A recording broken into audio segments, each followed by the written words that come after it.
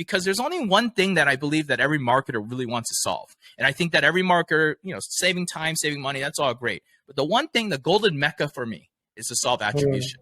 So to me, retention marketing is so important to your acquisition. Yin and yang, right? Like I always say, like if you're doing acquisition, you got to do retention. If you're doing retention, you got to do acquisition. You can't do one or the other, man. Yeah. It doesn't work. Hello, everyone, and welcome to this new episode of Consumers Don't Care, a show where we strip down all the fancy stuff and get to the core of how you can build a successful DTC brand which is also profitable. From washing dishes to then washing cars and starting his very first entrepreneurial journey by paying off his team with packs of cigarettes to now heading SendLane, which is one of the best tools in the world to send emails and SMS, which people use to send out more than 40 million emails every single day. Named among top 25 most influential people in the email and SMS marketing world, Jimmy Kim is a guy whom you would definitely want to listen to. Make sure you hit the like button, which will motivate me to make more such videos, and make sure to hit the subscribe button. Also, stay till the end for a very special gift that will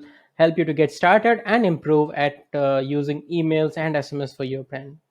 Welcome, Jimmy. I've been following you from quite a long time on LinkedIn, been a fan of the memes that you share and definitely the content. And you're like, as I said, you're one of the most sought after experts in case of emails and SMS marketing. So I'm super stoked to welcome you to the show. And I'm sure this is going to be one of the best episodes we have shot till date. Well, thank you, Aman. Thank you for having me, and excited to be here and to share and talk all about everything e-commerce, especially retention. Yeah, that's amazing. Cool. So we'll get straight into it. I'll take you back to when you had the chat with Anik Singhal over that hookah that he bought you from India. And the first time he revealed everything about digital marketing, and you were freshly into that space. So you didn't know a lot about what is happening, what is he actually doing, how is he actually making money. And it was super fun, definitely. So just let me know what went through your mind when you actually heard that conversation. Just let me know about that. God, you brought back such an interesting story. I kind of forgot about that. That was great. So it was 2008, I'll tell you, right? It was 2008. Yeah. I remember it now that you said it. It was freezing cold outside. At that point, I had just met Anik about couple months ago. We went on a trip that we were invited mutually through two friends, and we met each other, but he had left after the trip, and I said, hey man, like we should hang out when we get back and blah, blah, blah. But he left. He was spending time in India actually, and he left. And so he gets back from India, and he's like, man, I got this cool thing. This is like 2008. So like it's still fresh out here. And he's like, it's this thing called hookah. You got to check it out. And I was like, well, I don't want to smoke that thing inside my house. And he was like, I don't want to smoke inside my house either. So I said, well, come to my garage. It's cold. Let's smoke. We can crack the garage and we can smoke a hookah. So that's what we did, man. We went into the garage. We set it up. I don't think we did it right because it was really terrible the first time, but it did give me that opportunity. So Aman, your question was about what happened in that garage. Well, in that time, I was in my first career and I was in the car business, and I was working for, well, it was a Saturn store, became a Kia store, and well, honestly, was fed up because there was the recession. Actually, just like today, there was a 2008 car bubble recession, and that put me into a interesting position at that time. And I realized that I didn't say that my career was over. It was just that it had to shift, right? I knew one brand, I knew one thing for so long, and suddenly everything got flipped on its head. So I was in a weird place where I wanted to go do something else. So I went to Anik, and he was where I said, Anik, we've been friends for a while now. We text about everything and talk about everything, but I don't know what you do for work, man. What do you do for work? And so he was like, oh, yeah, like I'll tell you, right? So he started to explain to me that basically, and long story, I'm not going to go into the nitty gritty here, but the long story was very simple. He would, generate traffic on the web on his internet website. And this is 2008, by the way. There'd be a pop-up for a free book or a free offer or a free lesson. People would opt in with their email address. And when they opted in, they would get put onto his email list. And from there, he would take that email list and send him content and promote them third-party offers. And on those third-party offers, he would receive a commission for those sales. And he tells me this thing, and I'm like, wait, so people come to your website, they put their email in, they get sent emails, you read them, and I click on them, and if I buy something, you get paid on it.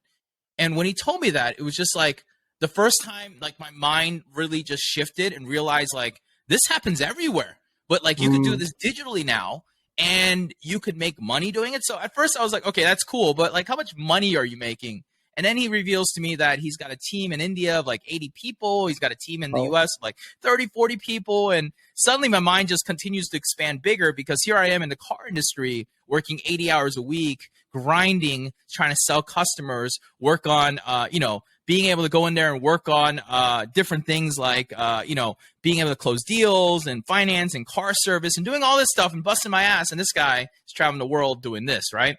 So immediately I knew I had to learn from him. That's the first day I met Anik. That's actually the day I looked at Anik and said, man, I need to learn more. And, over the progression of over the next probably about 6 months or so, he started to get to learn what I did as well too. And I was like, look, I may not know anything about internet marketing, but there's two things I do know. I know sales and I know operations. And I said, you teach me marketing, I'll teach you sales and operations. And that's kind of how our story blossomed from there. That was the first day that it's kind of kicked into gear. And 6 months later, man, I was sitting right by him and we were working and I was starting to learn marketing. And that's how my journey started.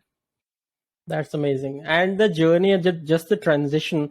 So, from doing what you started to then becoming the general manager of that, car industry, and then shifting into the digital marketing field. And in that time, when actually it was just starting out. So the journey has been super interesting. And I actually watched an interview, and it was really inspiring, like the way you just headed into this. Yeah. Okay. Coming to this, so why email marketing? Because email marketing was not the thing at that time, as far as I remember. It was mostly Facebook ads, Google PPC. These were all the stuff. But why email marketing? And especially because there are still email marketing tools at the time when you started. There were still email marketing tools. So why did you choose email marketing to be the tool for your entrepreneurial journey? Yeah. Oh, man. That's a loaded question. So we're going to go right back to the start, right? We're going to talk about it, right? So when I started learning marketing with Anik and I started to say, hey, let's jump into marketing, he taught me a bunch of stuff. I started learning about product launches. I learned about copywriting. I learned about ad and media buying. I learned about everything, man. And I really got like the wealth of knowledge coming in. Here's basically what I really quickly understood. Look, building a website, cool. Like, we can build it. We can do things. Back then, we were using a tool like Front Page. I'm sure you might not even know that one, but we used like really crappy tools, and we looked at them, but they did their job, right? So we didn't care, right? So we were using that.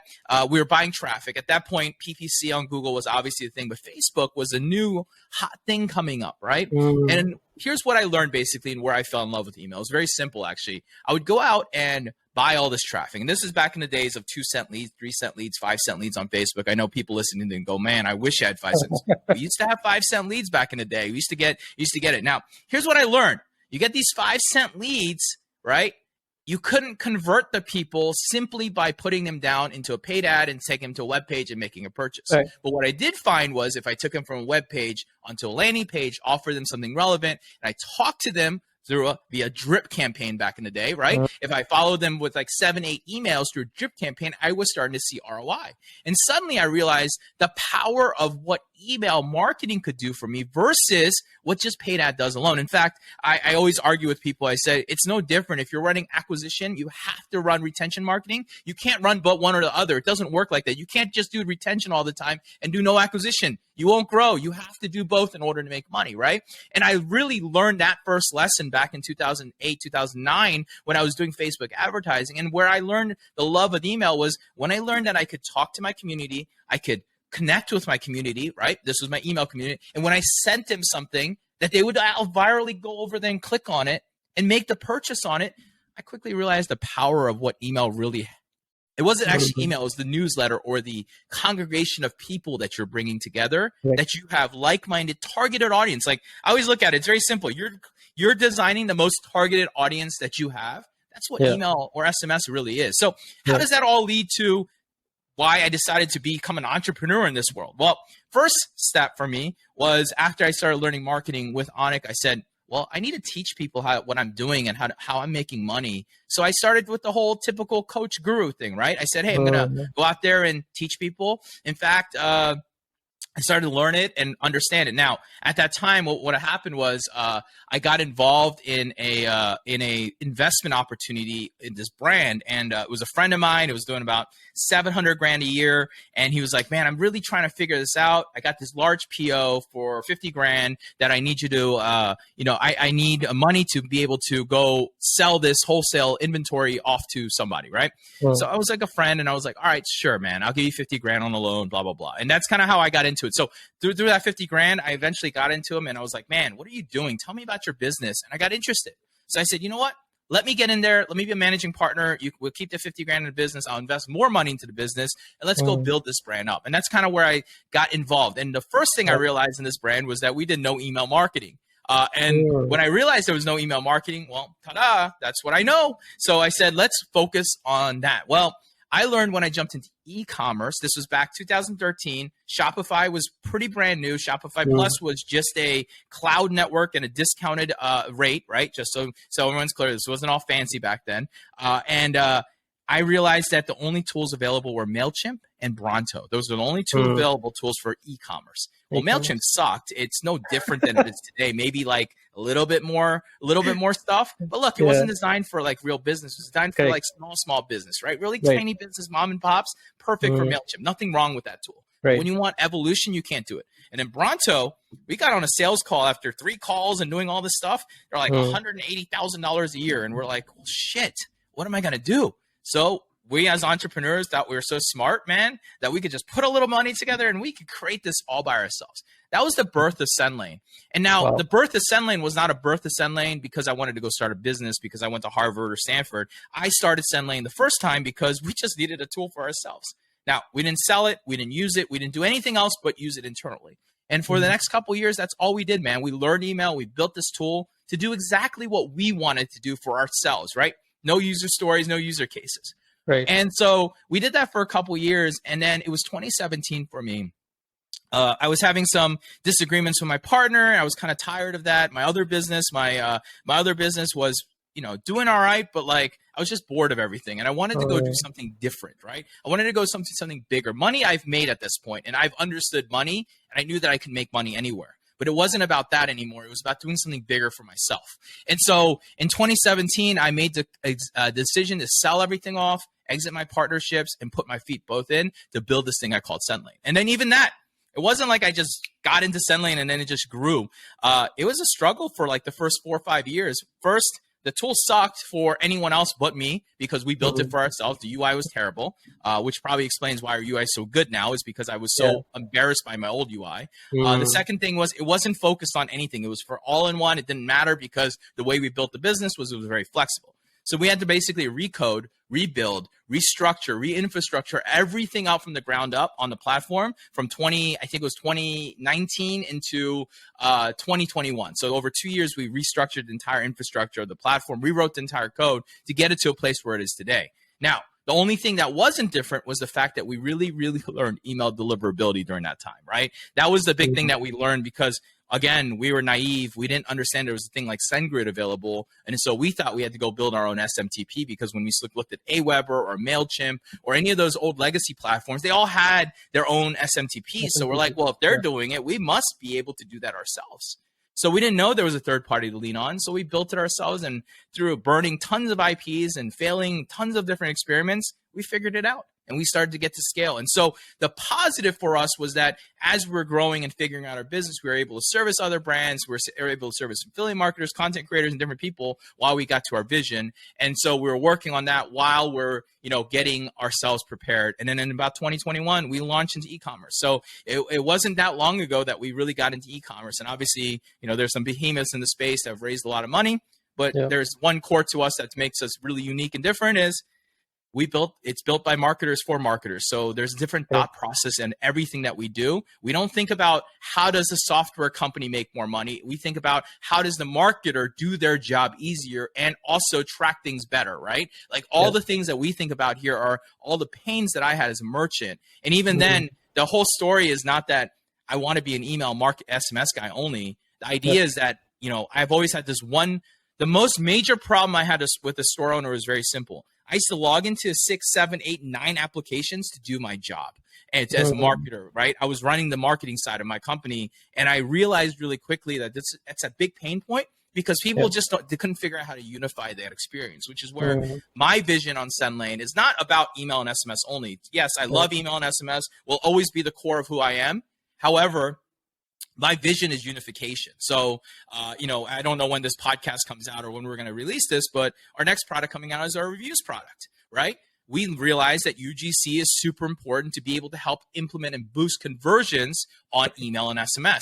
And so we said, hey, we're building it right now, and we're preparing to release it. So over the next 2 years right now, from whenever this is now, we're unifying the stack. And the goal is to unify the stack because there's only one thing that I believe that every marketer really wants to solve. And I think that every marketer, saving time, saving money, that's all great. But the one thing, the golden mecca for me is to solve attribution.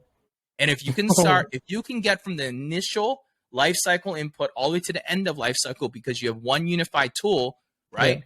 All we have to do is work backwards to create data graphs and collections in order to make sure that we can collect the rest of the information from the ad side of things to start connecting the data. I'm solving the biggest problem. Instead of going from start to finish using third-party tools, I want to have the halfway to the end solved on our tool so we can simply go back to the front part that we can't control, but we can actually see, we can drive and grab information and give real attribution numbers. So my goal in this company is not to solve email and SMS. My goal is to solve the world of attribution. And I want to give the e-commerce marketer by 2025 a true attribution tool that is inherently tied with all your own marketing that will actually give you true insights to be able to deliver an actual understanding of how your customer buys. Because I'm sure man, like people don't buy like that. They browse on mobile, they buy on desktop, they rebuy on a tablet. Like, dude, this is confusing in this world now, man. Like you can't track that. And then everybody, all your tools, they take attribution for all of this right now. And when they all take attribution, man, like how as a marketer can you make any good decision? All you can do is say, well, I think, but I'd rather say I know, right? And that's the goal of the business. So that's where we're focused on. That's like the story all the way back and how I got into it and why that story has evolved. But it all comes back from being a retailer and being a marketer and knowing what a retailer marketer really wants and wants to be. And that's why I started. And that's why I believe right now today, our typical customer comes from Klaviyo and Attentive for a reason, or Klaviyo and PostScript, Klaviyo, whatever you want to call it, right? We come because we have a truly unified platform. We thought about unified. We didn't add our tool on top of each other. That's where a lot of our competitors are adding tools on top. We thought about it from the start. So we built a UI to facilitate a future build of all these new products. So that's where the experience is just tremendously different on our platform because we didn't say, oh, we're email and now we're going to add SMS, or we're SMS and now we're going to add email. We simply said we are going to be a unified platform. We need to build in structures so we can unify for the future. So long-winded, but wanted to kind of give you that. Yeah. Wow, that's amazing. And like you have already touched upon quite a lot of questions that I had in my mind. So the very first was like the importance of having a unified interface, why it is important, and like just what are the biggest advantages of having a unified interface? Yeah, I'll give you 3 simple reasons, man. 1, data delays, man. If you're not unified, you've got a 12 to 24-hour data delay of integration. That means you can't make real-time decisions. 2, your flows are not unified. Flows are supposed to be a single unified experience. I know there's integrated flow thing. They don't work, man. I see it all the time. Over messaging happens. But secondly to that, the SMS channel was never designed to be a batch and blast channel. It was designed to be a communication channel, a push people over, a help channel, a CX channel, right? So people are using it to. And third and foremost, and the most important thing that I think is important is you can't take advantage of modern things if you are not unified. And what I'm talking about is like, I talk about this a lot on my social, is that we all in acquisition, we spend prospecting and retargeting, but in the world of email and SMS, we do prospecting constantly. We don't actually do email or SMS retargeting based on the click, which is the highest level intent. Well, you can do that with a platform that's unified in real time, right? So like I always say the story, Aman, like what the biggest powerful thing about unified is very simple. You're walking down the street with your wife or your brother or sister, whatever it is, and you get a text from your favorite brand. You look at it and it says 20% off. I click on it. But look, dude, I was going to dinner. I'm not going to make a purchase. In fact, it's proven that people don't buy on their phone. They buy on their desktop, right? So I click on that and I walk away. Well, 3 hours later, if I might be browsing my internet, but I forgot all about that text message. But you know what's really nice? If there's an email that says, hey, Aman, thanks for clicking. Here's your 20% off coupon. Don't forget about it, right? Right. That unified story just literally doesn't exist on an integrated platform. You cannot do that. Yeah. That simple motion, that's a human buying in motion, man. And that's where we think about that. Even UGC is the same thing, man. I know there's all the cool things you can do with UGC, but the simple one thing was, can you just add a review to an abandoned cart? So that would be such a simple, powerful thing, right? I mean, that's exactly what we're solving for. Like, that's what our release comes out with, like abandoned dynamic reviews, like attached a review of the product they just abandoned right on side of the screen, and even making an MMS. Like, it's just little things like that. Marketer mindset of realizing how to help conversions, right? Tools are for conversions, man. Tools aren't for fancy, shiny or fancy numbers. It's about conversions and revenue. And that's the way that we think about things. So unified, that's where we think about unified, man. That's amazing. And like you said it correctly, tools are not something that you boast about that I'm using this tool, so I'm great. Like, there are some very freaking expensive tools for reporting, and people are like, yeah, why are you not using this tool? This is so good. So they kind of boast around just because they are using tool. But at the end of the day, what all matters is that tool helping you to make money? Correct. That is what it matters. Yep. Coming to the retention marketing aspect. So retention marketing, I think, and I know it pretty well. I've been doing retention marketing from last 2 years, and you are definitely one of the goats of this industry, doing retention marketing from, I don't know, from how long. So let us know why retention marketing, it has definitely become increasingly popular because of how the acquisition costs are getting expensive. People are looking towards emails and SMS to actually make up any money, because they're straight away losing money in acquisition. So to make any money, they want emails and SMS to work. So why retention marketing is important if anyone is not doing it, or even if they're doing it, they're not focusing much on it. So why it is important, and why primarily it is important for profits? Yeah. There's a lot of reasons, right? But when people ask me, like, give me one reason why retention market's so important, I call it buying cycles, man. Right? And why I'm talking about buying cycles, and I can talk about all the other reasons, but buying cycles to me are the most important, because you just said it. Paid ads are really expensive. You know what's funny about paid ads? A lot of times, paid ads are disruptive, right? I'm browsing social media. I get hit with an ad. Do I have the money all the time to make that purchase? Maybe or maybe not, right? Most likely no, because people live paycheck from paycheck. So I click on that ad. I look at the product. I really like it. So I might even add it to my cart because I want to get reminded about it later. That's the thing that people do. And so they might do that, or they might opt into their pop-up because they need the coupon. But what inherently happens behind that is then it has to get to what we call our next pay cycle, right? So it could be the 15th to the 30th. It could be, whatever day it is, right? I know the buying habits of the world are somewhere around like Wednesday, Thursday, or when most people buy, I think is where the way the world works. But pay cycles are generally on a Friday. So maybe people are pre-buying. I don't know. But ultimately, what I do know is that when people get in, it's a sales cycle thing. It's time, right? I click here, I opt in today, but I need a couple more days to make that purchase. So to me, retention marketing is so important to your acquisition. Yin and yang, right? Like I always say, like if you're doing acquisition, you got to do retention. If you're doing retention, you got to do acquisition. You can't do one or the other, man. It doesn't work. It's impossible to get more customers into your retention funnel when you don't do acquisition, and it's impossible to capture people on the bottom and convert them if you don't do it. Acquisition actually is less of a problem. I would say that people who do just pure acquisition, they're just leaving a shit ton of money on the table, right? If they don't do retention. When you do just retention, you essentially run out of money because you have no acquisition. So I guess a little bit different there. But at the end of the day, that is my number one thing, buying cycles. I mean, there's a lot of other things from nurturing to focus to, obviously, being able to take a lot of different things like targeted audiences and all that stuff. There's a lot of other reasons why retention is important. But the number one reason why it has to work with acquisition is because of buying cycles. And that is, to me, the most important thing, because you have to work the way the world wants to work, which is buying cycles, right? That's true. And that's very much true. And even if you look at the data, and also brands generally don't make money in the first purchase. Brands do make money, and they make profits when they are able to sell the product for the second, third, and the fourth time. Yep. There's a reason why the number one KPI that investors look for in D2C brands is repeat buying cycles. Repeat buying cycles. That's why, because we Yeah. know losing money on the first deal, cool. Like that's normal, right? Like you shouldn't be aiming to make ROAS on that first deal. It's hard, Yeah. but you should be able to using retention to make that second as fast as you can, because we all know, I'm sure you know this, Aman, but 30, 60, 90 days out, like you can probably pretty much kiss that customer goodbye on a repeat cycle if you can't sell them within 30, 60, Right. 90 days. And like this is also one thing which I really feel bad about a lot of brands who have got really good products. So people kind of, and investors kind of tend to assume that if you don't have a good repeat customer rate, then your product sucks. People are not buying your products repeatedly. That means your product sucks. As a consumer, you are being hit by thousands of brands at the same time. So as a brand, if you believe in your product really, you only have to do one thing, is just remind that customer that, hey, you might need a refill right now. Just go head to the store, take a 10% discount, or don't even give a discount. Hell out of it. Yeah. So just get your product. That would be enough. And like that is so important, and people tend to miss out on those kind of stuff. I actually feel bad for those brands.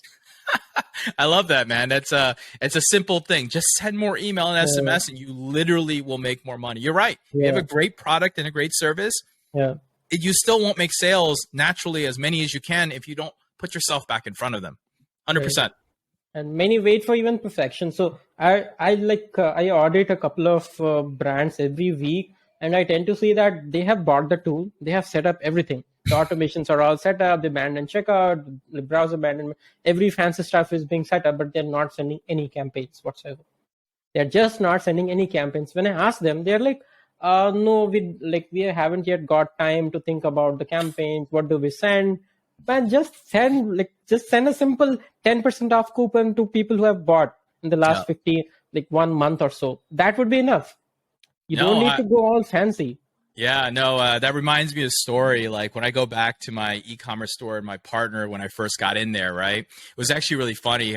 We're struggling that week, and we're a bootstrap company. Well, I was invested in it, but like overall it was a bootstrap company, and we needed some money to make a PO and a payroll at the end of that week. And I remember going to my partner and saying, let's just send more email. And he's like, no, man, it's uncool. People are going to unsubscribe. Everyone's going to hate me. There's no way this is going to work. I said, look, I invested in this company. I know a little bit. I promise you I know a little bit. Let's just try once, right? Yeah. So we tried once, and it generated a ton of sales, because at that point we had not ever promoted. Actually, they would just promote content at that point to their blog or their videos and vlogs on YouTube, right? But they would never actually promote like a straight product. And that's what we did. And I remember making that money and making that payroll. And then that allowed me to go back to him and say, hey, you see that? It works. Now let's make a plan and strategy around it. And eventually we made a plan and strategy. So we used to email 3 times a week. It was very simple. Mondays, we'd email with that weekly sale. Like we never put everything on sale. We always put little things on sale. So we tell them about all the weekly sales that we had. On Wednesday, we would pre-launch our product that we're releasing on Friday and remind people about the weekly sale. So we release every product, this micro product every Friday, 30 shirts, 100 shirts, 500 shirts, whatever that small release was. So on Wednesdays, we'd release it. We tell them at midnight, 12 o'clock Eastern or 9 p.m. Pacific. On Thursday, we're releasing this product to look out for that email. So on Wednesdays, we do that. And then on Fridays, at exactly that time, we'd schedule and say, now the product's live. We'd schedule a Shopify so the product would go live, and we'd go, and you generally sell out overnight, right? And we did that for years. That was our pattern that we came up with, because the way that we operated as a business was not collection based, but we operated on micro collections. So that worked for us, right? But that was our structure. And over the years, we defined it. We got better and better at it. But that was our 3-step weekly cadence of campaigns that we agreed on, that him and I agreed on. And that came into probably generating easily 30 to 40% of our revenue at one point, just skyrocketing, because, well, as you know, and we talked about a repeat buying cycle, especially men, man. We did men's streetwear, and we learned one thing about men. They're very loyal. When they find something they like that fits, just keep ordering it, man. And we did a lot of basics back in the day. Like before all these companies were the cool basics and streetwear, we were original basic company. And it was one of the cool things that we did was a lot of people would reorder a lot of stuff. I'm talking about some celebrities that would order huge orders from us because that's what they wanted. They just wanted simple basics with style. Yeah. And turns out that's so basic, that's so fundamental. You just sell a good product, people love you. At the end of the day, you just have to remind them to get one more. Yeah, that's and it. just like throw in a sweet deal and you're done. That's it. The upsell is one of the most Yeah, powerful things, but it's doing it correctly, not putting an upsell of any random product in front of them, yeah, but putting a real upsell in front of them yeah. of a product that's either complementary or actually an addition to the product they've purchased. But Yeah. people That's ignore one more that also. challenge. I think people with retention marketing who are starting out, they tend to forget about, like we talked a lot about the revenue aspect. It is important, the buying cycles and all. So there are some brands just look at retention marketing with the lens of how do I make extra 30% of my revenue. But it's Mm, more around building an ecosystem, like, around the customer, what they need, what do we recommend, what other products can they try out, what would they like happy to try out. So that is what's more important with these platforms. I agree. I agree 100%. Like getting money is one thing and like getting to a goal, always good to set a goal for sure. But the Yeah, reality is you're right. Like the initial part of when you're starting a brand is not about revenue generation. It's about brand connection and staying in front of them and staying relevant. And again, repeating them to a second buy. I mean, that yeah. really is the number one goal. It's not percentage wise. It's your percentage should be looking at your repeat buying cycle to make sure that you are bringing people back in for a second purchase. I was watching one of your reviews actually for Sendlane, and I saw a customer specifically mentioning about the attribution model. I'm telling this because I have seen a lot of these platforms doing email, SMS, and also some platforms that do unified stuff.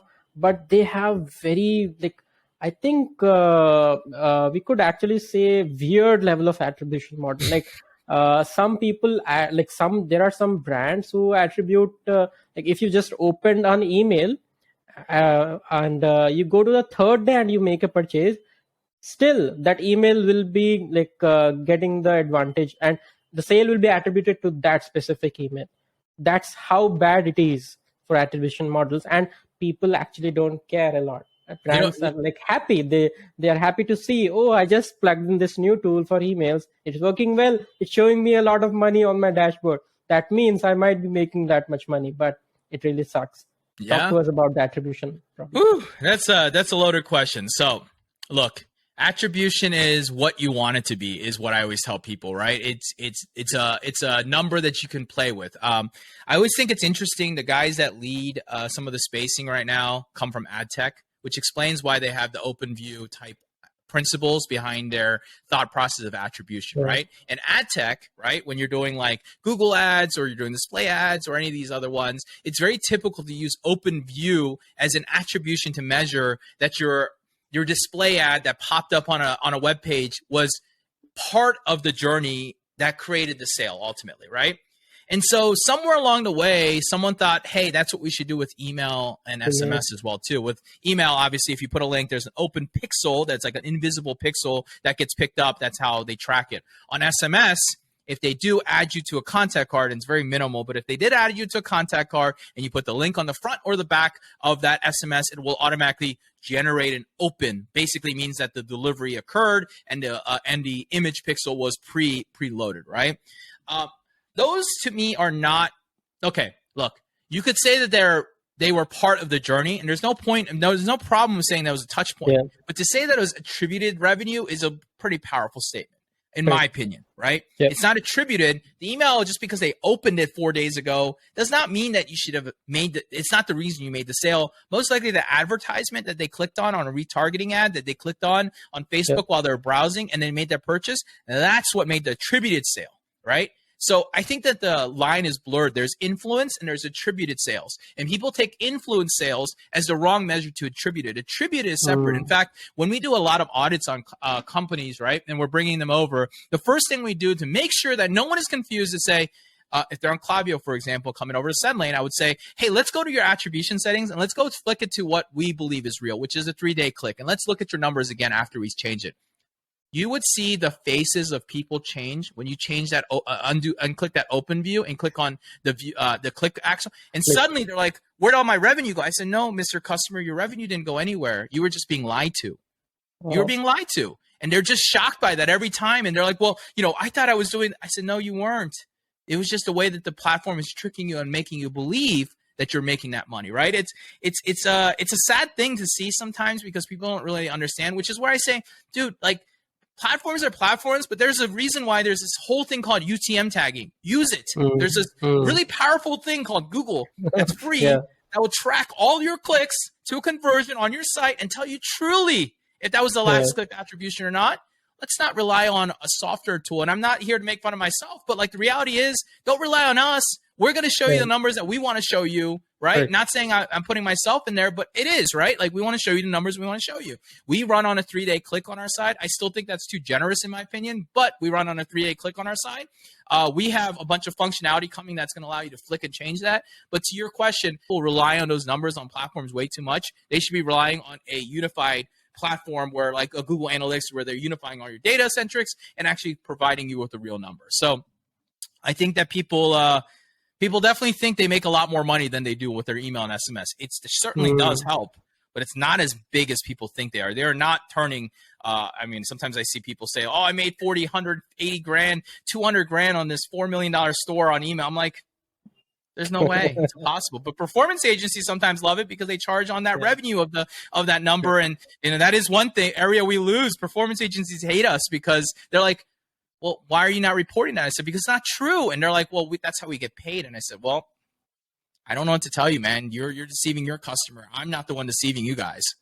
Yeah, it happens a lot more than you think, man. It does. And there's nothing wrong with it. I totally get it. I totally get the way you have to think about it. But to me, I believe that attribution is not the job of the email or SMS provider. It's the job of the actual analytical tool. And that's why I tell everybody, use UTMs and track it on Google or track it on your favorite third party, Northbeam or Triple Whale, whatever you want to do it.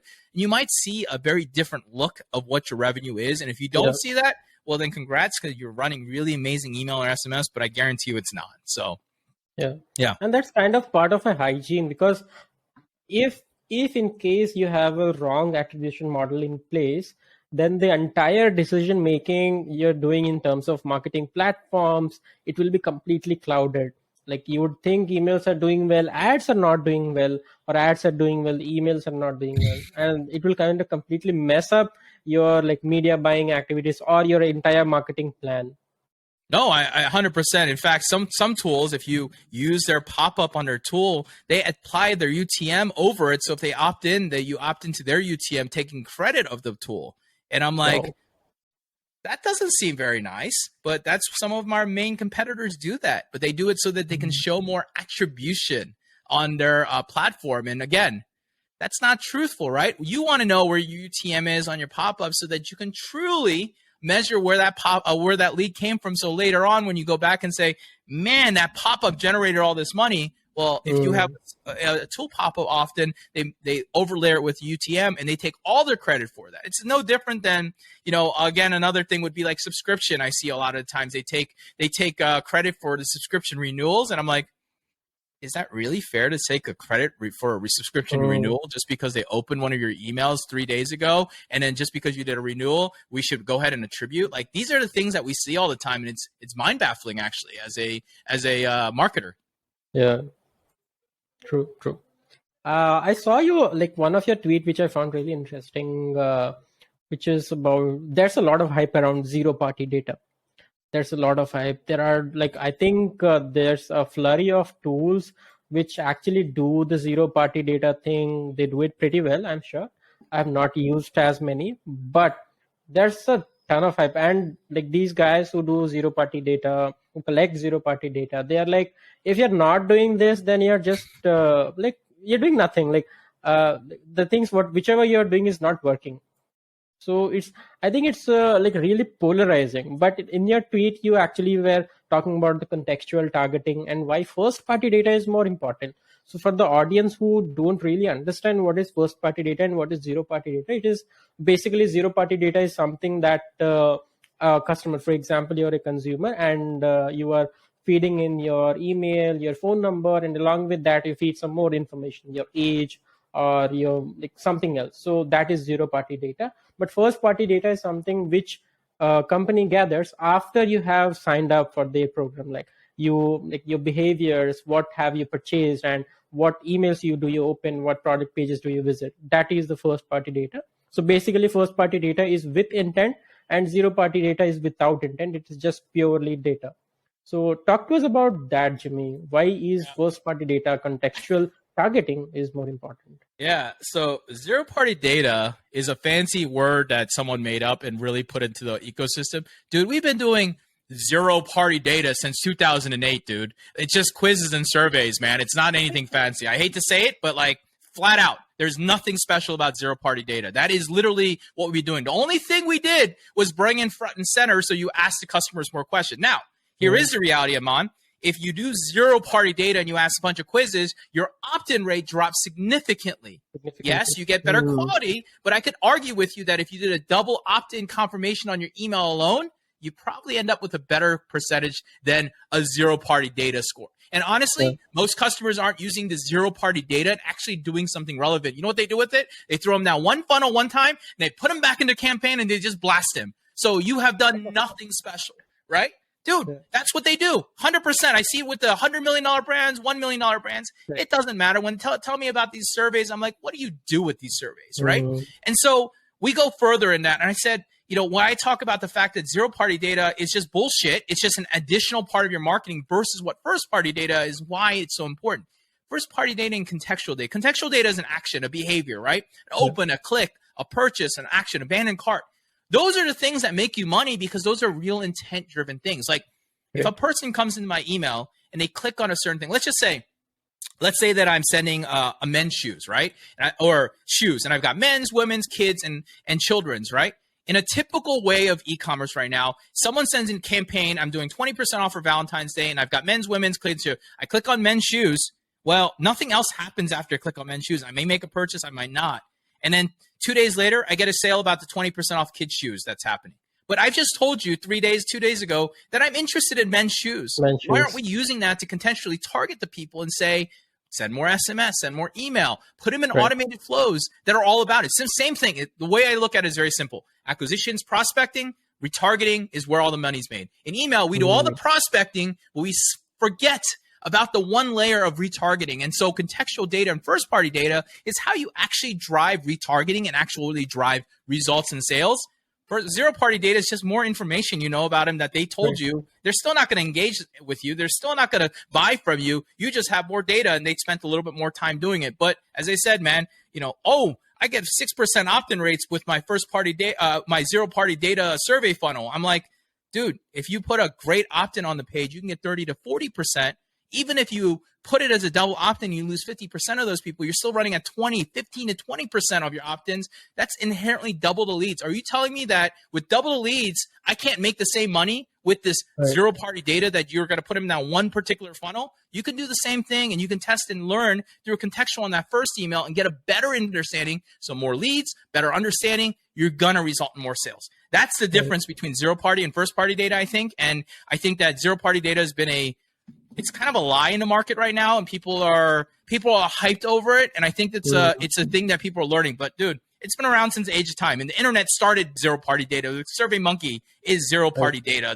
That's what was out there for years. And last time I checked, SurveyMonkey started in like 2006 or something like that. So I guess they started zero party data, if you ask me. True. And it's more important to know if even only you're using that data. If you're not using that data, then it is coming at a very big cost. If, for example, if I'm a consumer who is, I'm interested to get a 10% discount, but bro, like filling up a huge form is a lot of pain. I just want to buy a pair of boxers. That's it. That's why you get 6% opt-ins, man. That's why you get 4%. No one talks about the opt-in rate of these quizzes, dude. They're horrible. They're horrible. True. And you're literally losing traffic because you're making it too complicated just to get zero party data.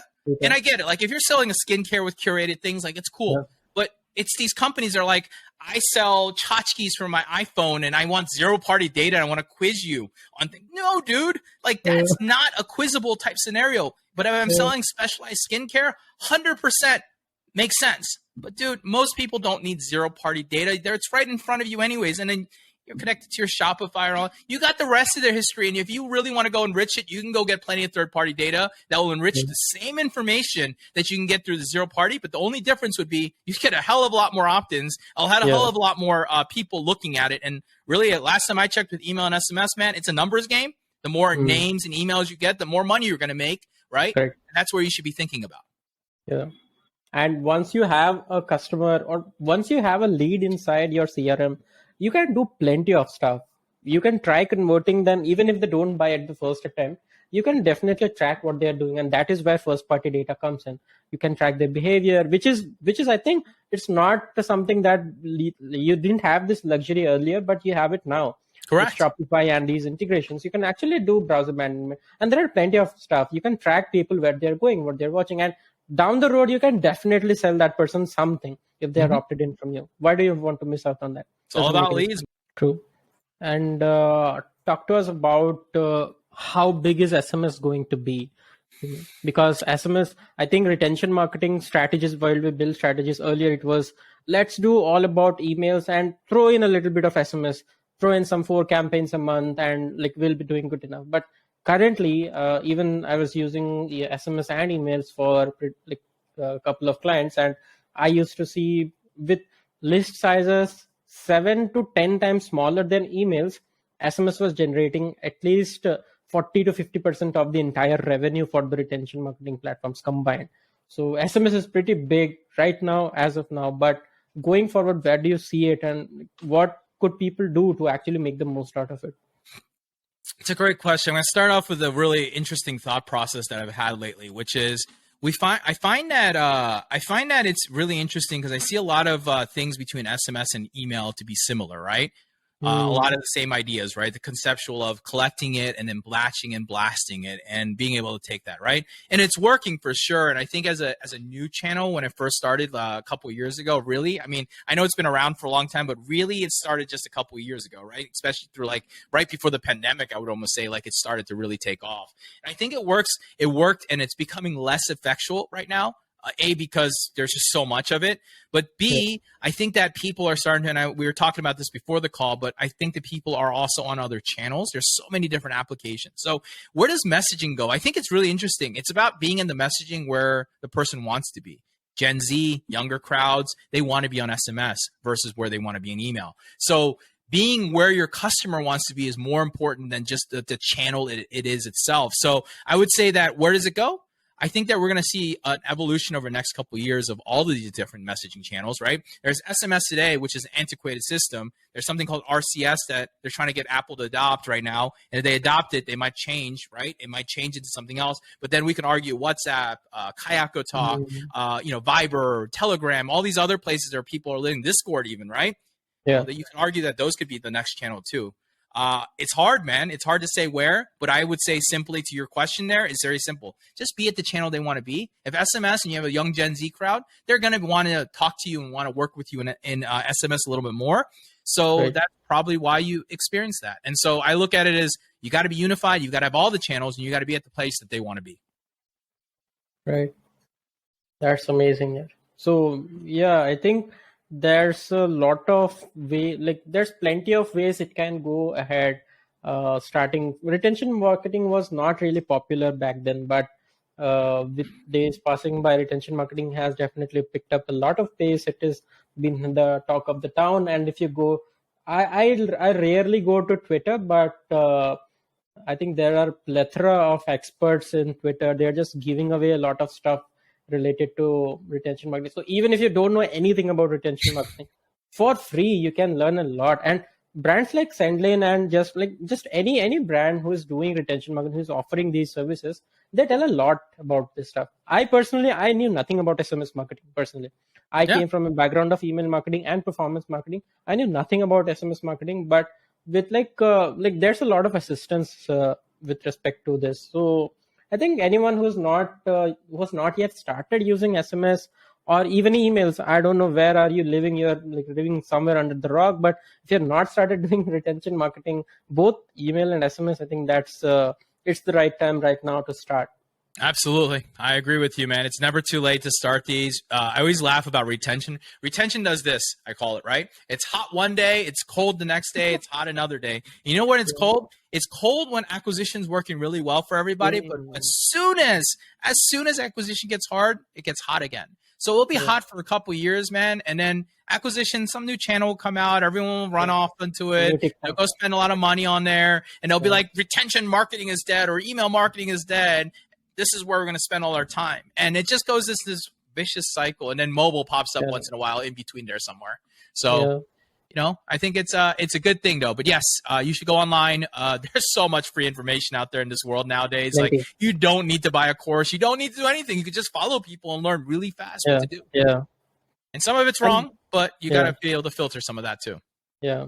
And the best thing about retention marketing is, I think, Jimmy, is brands are really built in retention marketing. They're not built while acquisition. You acquire a customer for once, but is the customer buying from you for the second time?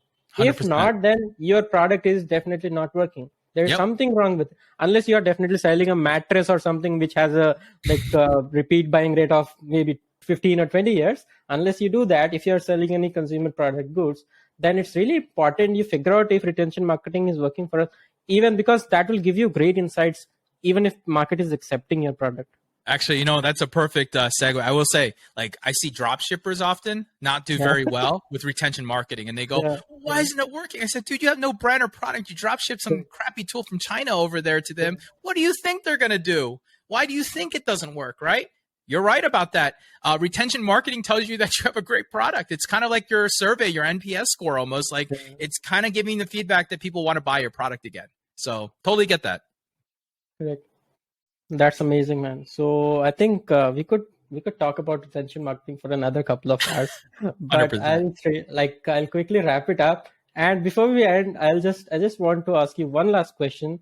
What are the key levers you need to pull as a brand? What are the key levers you need to pull that would really matter to the consumer, to the end consumer, and at the end it benefits the brand also? In short, tell us what consumers really care about.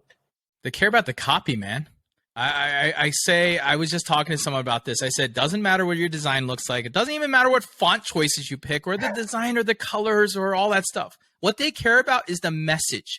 And I think the biggest thing that people are realizing this year into the future with ChatGPT 3, 4 now, all Yeah, these other things that are coming out is like, content is king, man. Ugly emails still outsell. There's a reason why plain text email is back. I was laughing about that. We were doing that in 2008, right? Plain text emails evolved into HTML with fancy colors, images, and designs because everyone thought people cared about the brand. What we really yeah, quickly learned is that people care about what the messaging is, what it is, what they're selling you, and how that is going to get you. I don't make purchases because I see a bunch of like an advertorial with a bunch of fancy images with a bunch of fancy colors. I make purchases because someone is telling me with convicting words that I should look at this, I should buy this, this is interesting, and I should go look more and further learn about it, right? Copy. That's probably my most important thing that I say for any retention marketing specialist. Get really good with your copy because the rest doesn't honestly matter that much. that's amazing. Okay, we are like, thank you so much again, Jimmy, for this episode. It was a blast. I think we had a lot of conversations where we went back to the basics of retention marketing, why it's important. We actually didn't speak about a lot of fancy stuff or went deeper into everything like zero party data and all, which is too fancy these days. But fundamentally, and you shared plenty of insights about your journey, and it was a pleasure having you, man. Thank you, thanks a lot. Yeah. Thanks, Simon. And you're 100% right. Stick to the fundamentals. A lot of times we try to run before we've actually got the fundamentals down. And literally, the number one thing I see with most brands is their fundamentals aren't even set up correctly. And they end up trying to run and accelerate and grow and scale. And then they end up failing often. And they're like, well, what happened? Well, you didn't get your fundamentals right. If your ground is shaky, you're never going to go forward. So pleasure to be here today. Glad to be able to share brand talk. I know we went into all directions, but these are what I like to do too. So pleasure to be here, man. Thanks a lot, Jimmy. All right. So that was a wrap, guys. I hope you found this conversation valuable. But as promised, here your special surprise. Head to e-commerce academy /courses/email marketing. Scroll down till you see the bundle number 4, which is a complete package of email and SMS marketing, which is priced at $500.